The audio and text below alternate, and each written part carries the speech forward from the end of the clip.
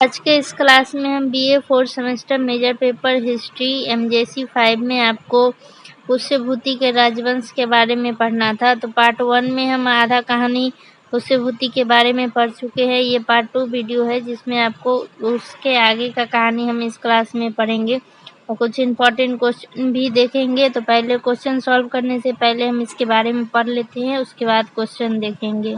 Video को अंत तक जरूर देखिएगा और आप लोग पहले फर्स्ट पार्ट 1 देख लीजिए, उसके बाद ये वाले वीडियो देखिएगा, क्योंकि आपको तभी समझ में आएगा जब आप पार्ट 1 देखेंगे तब पार्ट 2। पहले पार्ट 2 देखेंगे तो आप लोग को समझ में नहीं आएगा। तो अब हम कहानी पढ़ लेते हैं। बाण लिखते हैं कि प्रभाकवर्धन ने मृत्यु सह पर हर्ष को कहा था। क्या कहा था? उन्होंने कहा कि यह धरती तुम्हारी है, राजकोष अपने हाथ में ले लो, राजाओं की सभा में प्रवेश करो, राज्य का भार उठाओ और शत्रु को दबाओ। यह एक सामान्य सलाह थी जो पिता ने दोनों पुत्रों को दी थी। इससे यह सिद्ध नहीं होता कि प्रभाकवर्धन हर्ष को उत्तराधिकारी बनाना चाहते थे।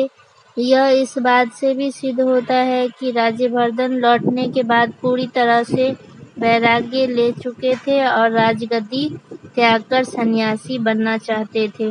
इस टॉपिक से क्वेश्चन बनता है कि प्रभाकवर्धन ने मृत्यु सह पर हर्षवर्धन से क्या कहा था। प्रभाकवर्धन ने हर्ष से कहा, यह धरती तुम्हारी है, राजकोष को अपने हाथों में लो, राजाओं की सभा में सम्मिलित हो, राज्य का भार उठाओ और शत्रुओं को पराजित करो। यह वाक्य सामान्य सलाह थी जो पिता ने अपने दोनों पुत्रों को दी थी। यह वाक्य सामान्य सलाह थी जो पिता ने अपने दोनों पुत्रों को दी थी। अब हम आगे पढ़ते हैं। राज्यवर्धन ने हर्ष से आग्रह किया कि वह राजा बन जाए, पर हर्ष ने इनकार कर दिया। उसने कहा कि ऐसा करना ठीक वैसा ही है जैसे एक ब्राह्मण का शराब पीना, सेवक का मालिक से विश्वासघात करना, सज्जन पुरुष का दुष्टों से मेल करना और एक पतिव्रता स्त्री का चरित्र त्याग देना। इससे यह स्पष्ट होता है कि हर्ष को गद्दी षड्यंत्र के कारण नहीं मिली, बल्कि भाई के आग्रह पर मिली। हर्ष ने राज्यवर्धन को सही उत्तराधिकारी माना और उसका आदर किया। आपका दूसरा क्वेश्चन है, क्या प्रभाकवर्धन चाहते थे कि हर्ष राजा बने? तो इसका आंसर होगा नहीं। इसका कोई स्पष्ट प्रमाण नहीं है कि प्रभाकवर्धन हर्ष को राजा बनाना चाहते थे। राज्यवर्धन संन्यास लेने का विचार कर रहे थे, लेकिन हर्ष ने इसे अस्वीकार कर दिया और राज्य स्वीकार नहीं किया। तो अब हम हर्ष के सैन्य अभियान और राजनीतिक संबंध के बारे में पढ़ेंगे। हर्ष के शासनकाल का इतिहास जानने के लिए पर्याप्त सामग्री उपलब्ध है। इसमें कुछ खास लिखा हुआ है नहीं, तो आप एक बार रीड कर लीजिए, उतना भी इम्पोर्टेंट है नहीं। इससे रिलेटेड हम क्वेश्चन ही देख लेते हैं। तो आपका क्वेश्चन है, चीनी यात्री ह्वेनसेंग के अनुसार शशांक ने क्या किया था? ह्वेनसेंग के अनुसार शशांक ने राज्यवर्धन की हत्या की, राजश्री को बंदी बनाया और हर्ष की प्रसिद्धि और शक्ति से डरकर षड्यंत्र किया। तो शशांक कौन था? गौड़ का राजा था।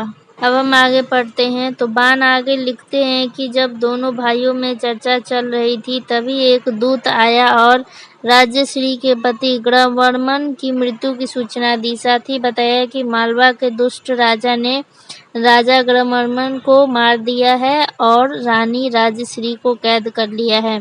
उसे चोरों की तरह पैरों में बेड़ियां पहनाकर जेल में रखा है।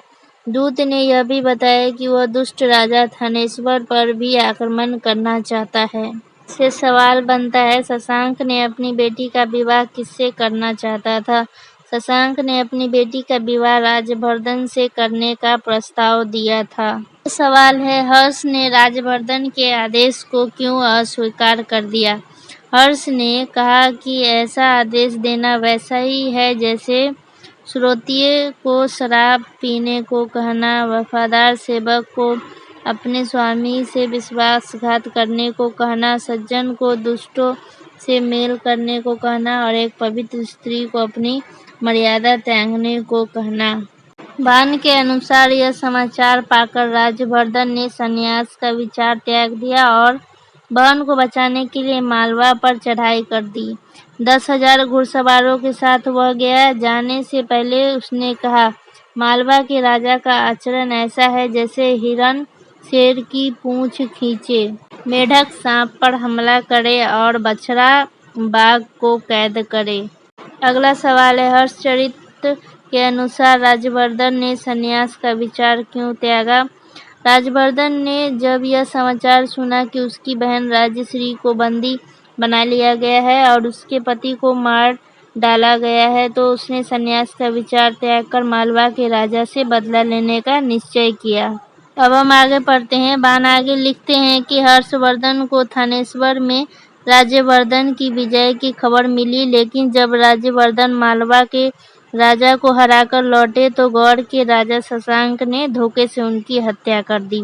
बाण ने गौड़ या मालवा के राजा का नाम स्पष्ट नहीं किया था, लेकिन बांसखेड़ा और मधुबन के ताम्रपत्र पर हेनसेंग के वर्णन इस बात की पुष्टि करते हैं।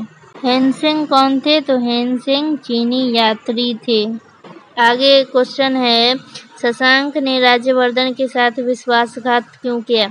क्योंकि शशांक हर्ष की शक्ति और प्रसिद्ध से डर गया था और उसने राज्यवर्धन को विश्वास में लेकर उसके शिविर में बुलवाया और उसकी हत्या कर दी। अगला क्वेश्चन है, रानी राजश्री के साथ क्या हुआ था? मालवा के राजा ने राजश्री के पति ग्रहवन की हत्या कर दी और रानी को बंदी बनाकर कारागार में डाल दिया था, जहां उसके पैरों में बेड़ियां डाल दी गई और उसे डाकू की पत्नी की तरह रखा गया।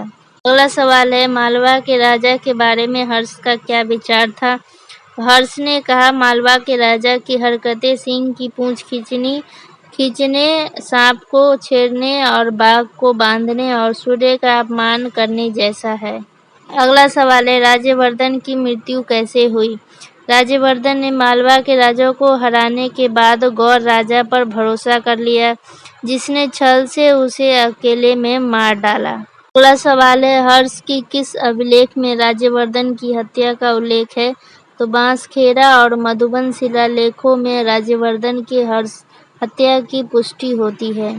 हम पढ़ेंगे हर्षचरिता के बारे में। तो बाणभट्ट हर्ष का राज कवि था, इसीलिए हर्षचरित हर्ष के जीवन की जीवनी है। यह पुस्तक हर्ष के जीवन की घटनाओं का वर्णन करती है, लेकिन एक ऐतिहासिक भाषा में। बाण ने हर्ष की जीवनी और उसके समय के सामाजिक, धार्मिक और राजनीतिक जीवन को वर्णित किया है। हर्ष की धार्मिक, सामाजिक और आर्थिक नीतियों का वर्णन ताम्रपत्रों और सिक्कों से भी सिद्ध होता है। ये भी विवरण बाण के वर्णन की पुष्टि करते हैं। अगला सवाल है, हर्षचरित क्या है और इसके लेखक कौन है? हर्षचरित हर्षवर्धन की जीवनी है, जिसे बाणभट्ट ने लिखा था। बाणभट्ट हर्ष के दरबारी कवि थे।